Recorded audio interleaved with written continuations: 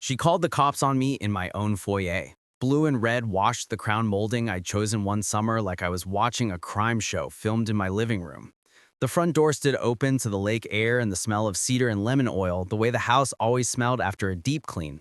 Except my shoes weren't by the bench where I leave them, and a stranger's purse sat on the console table like it lived there.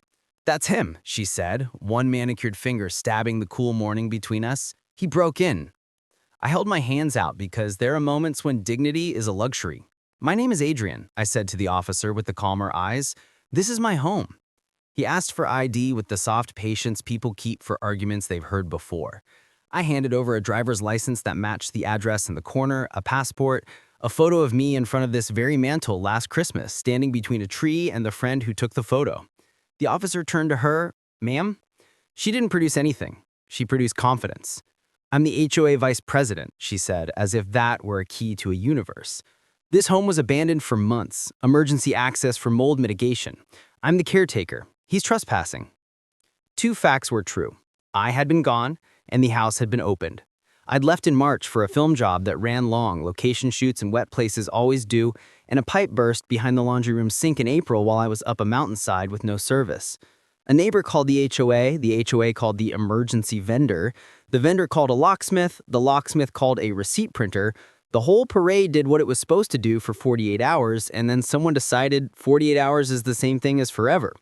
Caretaker meant a key on her lanyard, her clothes in my closet, her dog's bed in my study, and a moving truck receipt in the kitchen drawer. It meant the sprinkler schedule changed to mornings she liked and a list of maintenance items in a notebook on my dining table with the word hour underlined 3 times.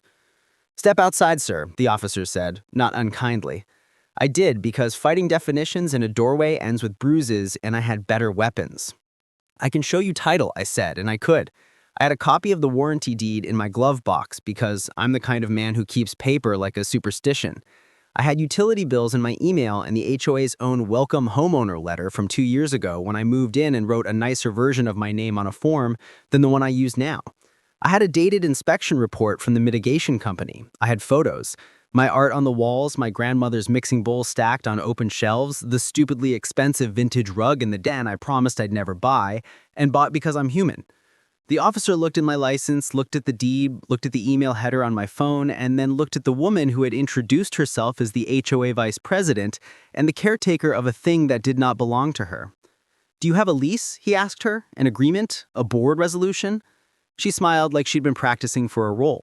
"We have authority," she said, as if that were a key to a universe. "This home was abandoned for months. The association appointed me."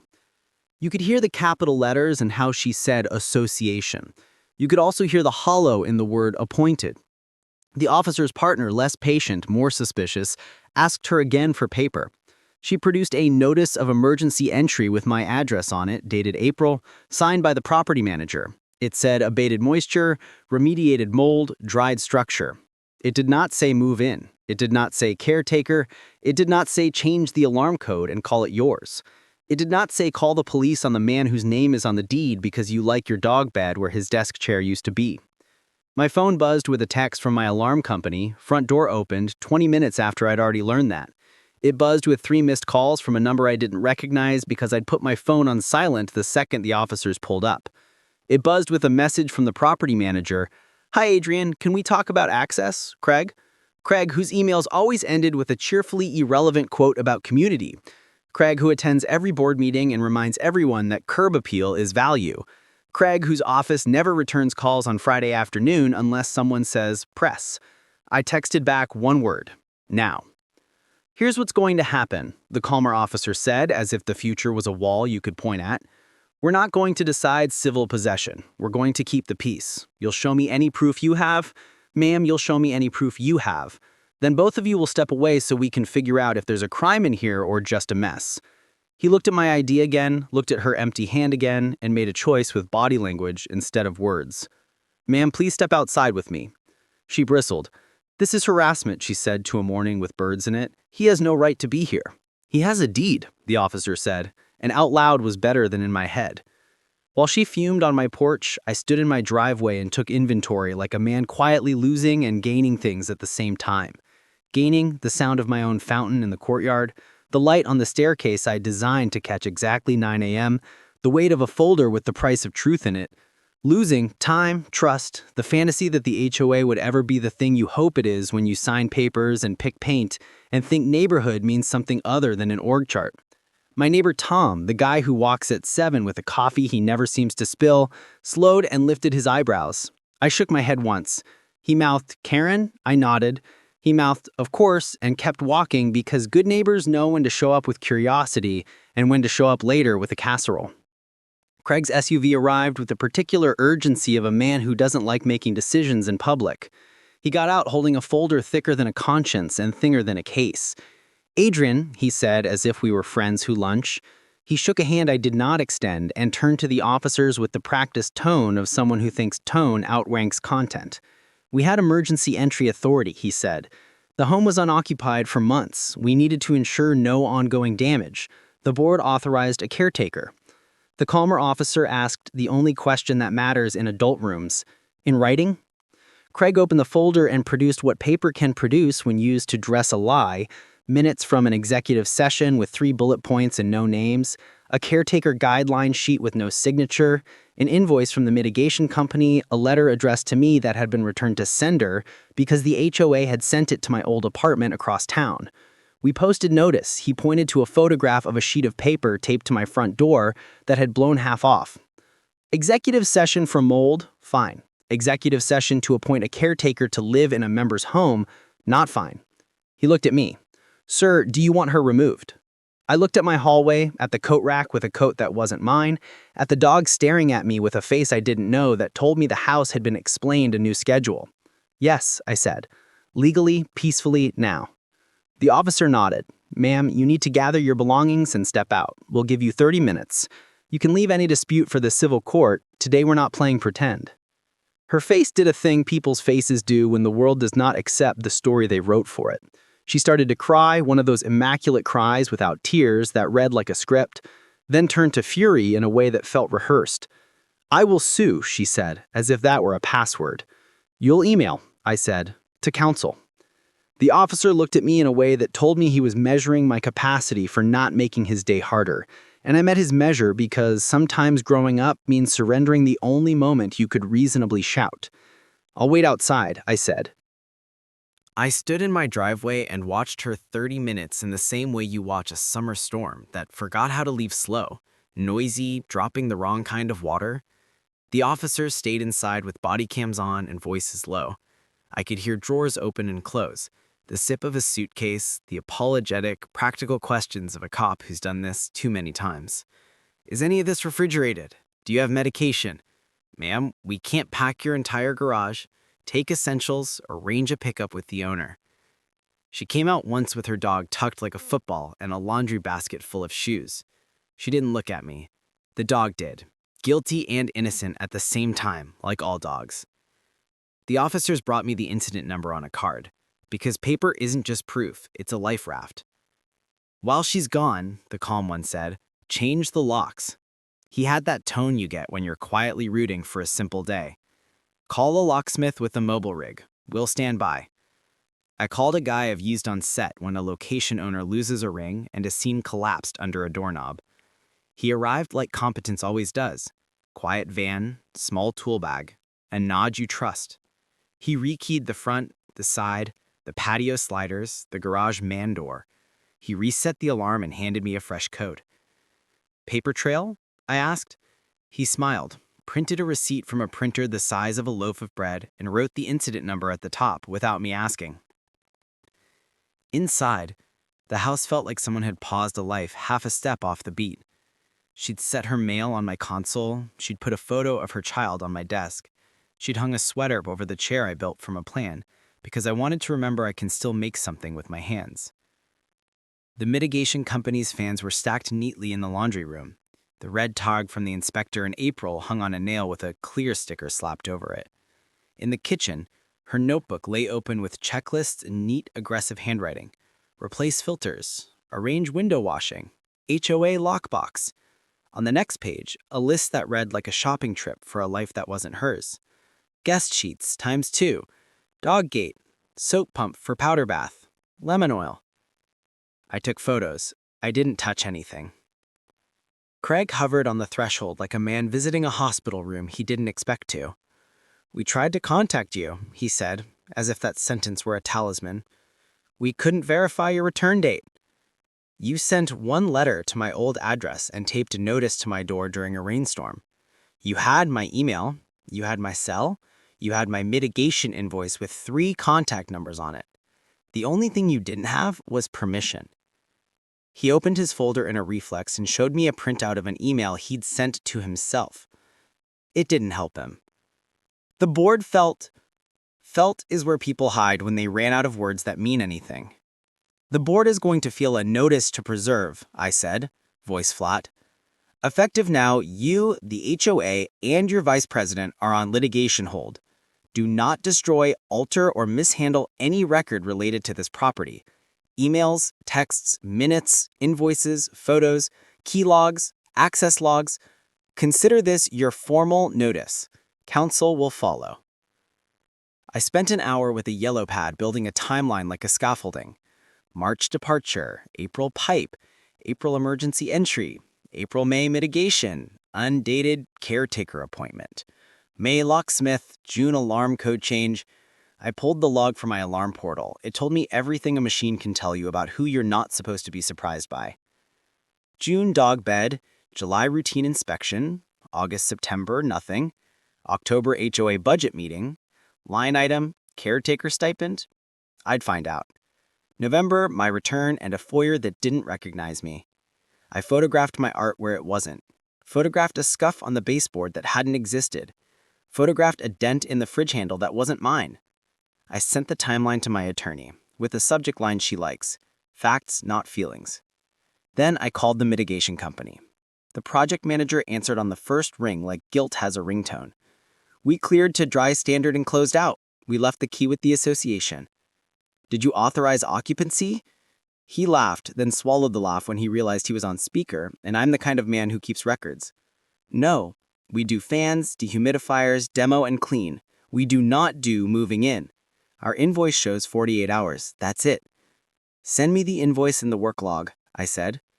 He did, with timestamps that made my case clearer and the HOA's timeline more absurd. I called my insurance agent and told them a story I never expected to tell. A board officer turned emergency access into possession. "We'll open a claim for trespass and conversion," she said, practical. "Document damaged items, make a list of anything missing, and send the police incident number." I don't want a check. I want a wall between me and this happening again.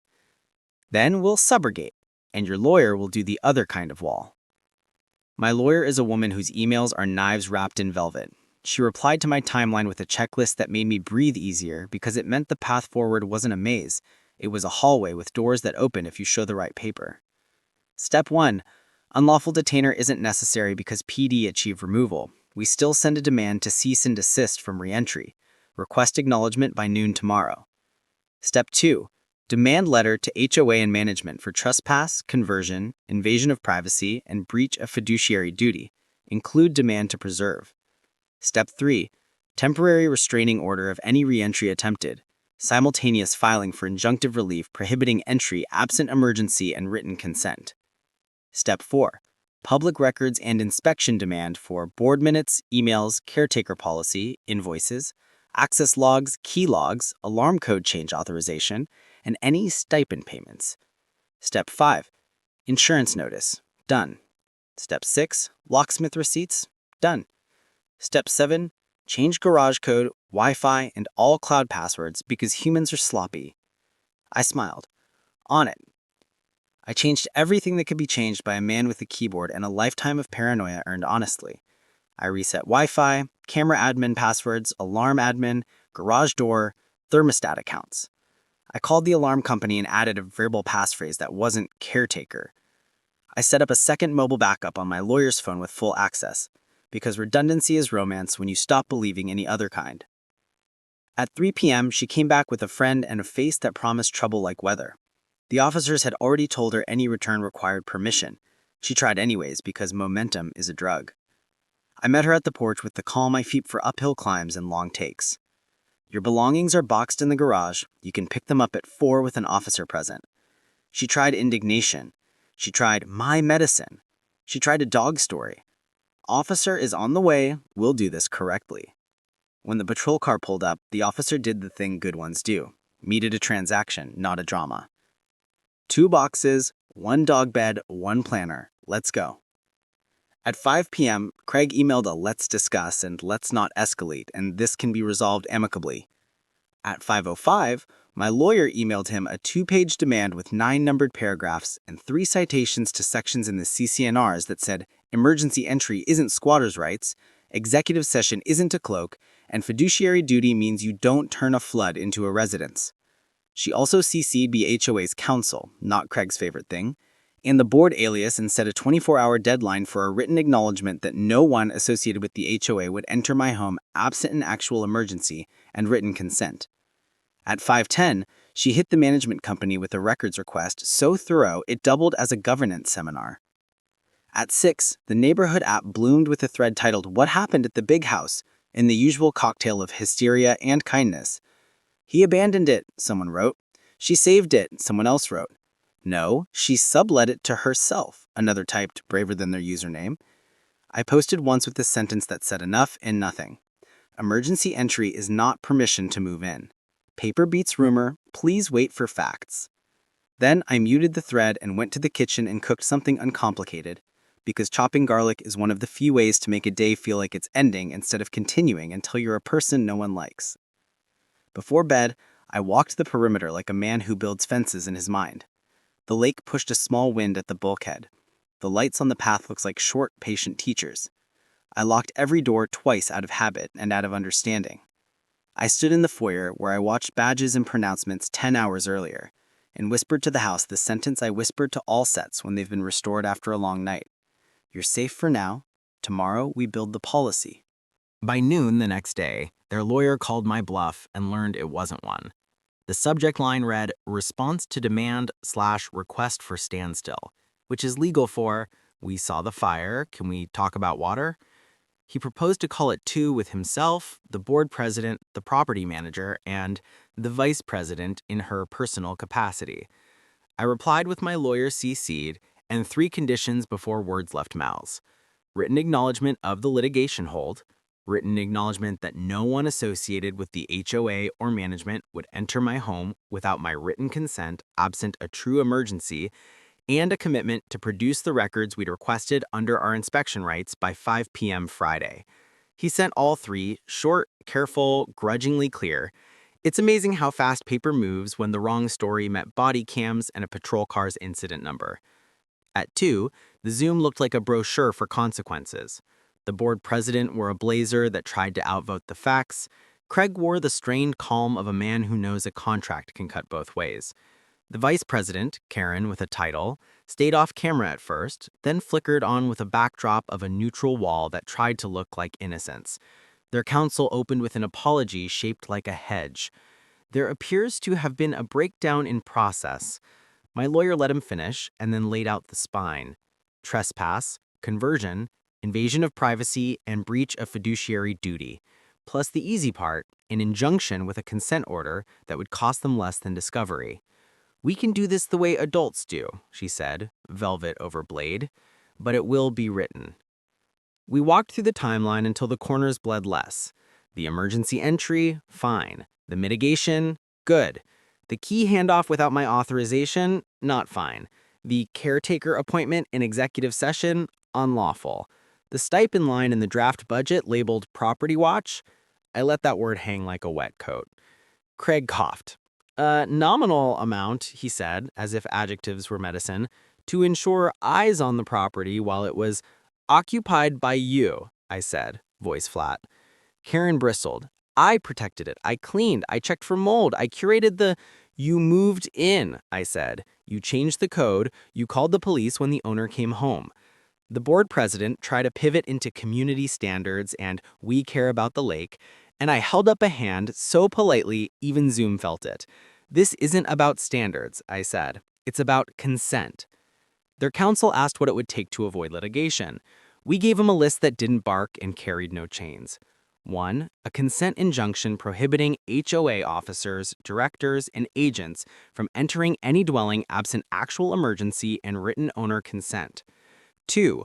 A written emergency access policy adopted at the next open meeting. Call owner first, email, text, certified letter, 2 witnesses on entry, photos before and after, keys returned same day, locks changed only with owner authorization, and a privacy policy, no accessing cameras, thermostats, mail, or Wi-Fi. 5. A records production in 7 days, minutes, emails, text, key logs, access logs, invoices, and stipends. 6. Reimbursement for rekeying, cleaning, and any damaged or missing property. And 7. Removal of the vice president from any role related to enforcement for the duration of the investigation, and a public acknowledgement to the community, facts, policy changes, and an apology that uses the word apologize, not regret. He asked for time. We gave him 48 hours and not a minute more. In that window, the records began to arrive. First in dribbles, then like the lake when the wind changes. The key log showed 2 weeks of entries labeled Caretaker Wellness Check and one labeled Locksmith Code Reset with no owner authorization attached. The stipend register showed 3 payments coded Property Watch, approved by 2 directors who should have known better and now did.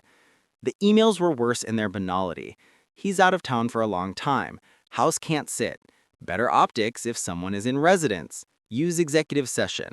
A text from Craig to Karen, you're in, keep it tidy, read like it wanted to be a confession. We met again 46 hours later. Their counsel had the look of a man who has told clients what the law is, not what they wanted it to be, and who still wants to do his job after this file is closed. He said, we'll stipulate to the injunction, we'll adopt the policy, we'll reimburse the locksmith and cleaning, we'll produce the remaining records, we'll schedule an open meeting to adopt the policy and address the community. He paused. The vice president will step back from enforcement roles. My lawyer waited. He added, the board will consider a censure. I waited. He added, the management contract will be reviewed at renewal. I said you skipped the apology. The board president swallowed. We will apologize, she said. On paper, I said. Out loud, my lawyer added. At the meeting, I said. And in the newsletter nobody reads until it's about gossip. While counsel turned our bullets into clauses, the police emailed me the incident report. It read like a map out of a mess. Owner presented ID matching address. HOA representative provided no lease or agreement. Officers facilitated peaceful removal. Locks changed at owner's request. No further action. It wasn't a Netflix logline. It was better. A piece of paper that would keep rumors from becoming history. The claim adjuster called. We'll subrogate against the HOA for trespass and conversion. If anything is missing, add it. If anything is damaged, photograph it, estimate it. I walked the house like an appraiser of my own life. 1 mixing bowl chipped, 2 wine glasses missing. I let that go. I've eaten better crow. A dent in the fridge handle, orderable. A smudge on the hallway wall, erasable.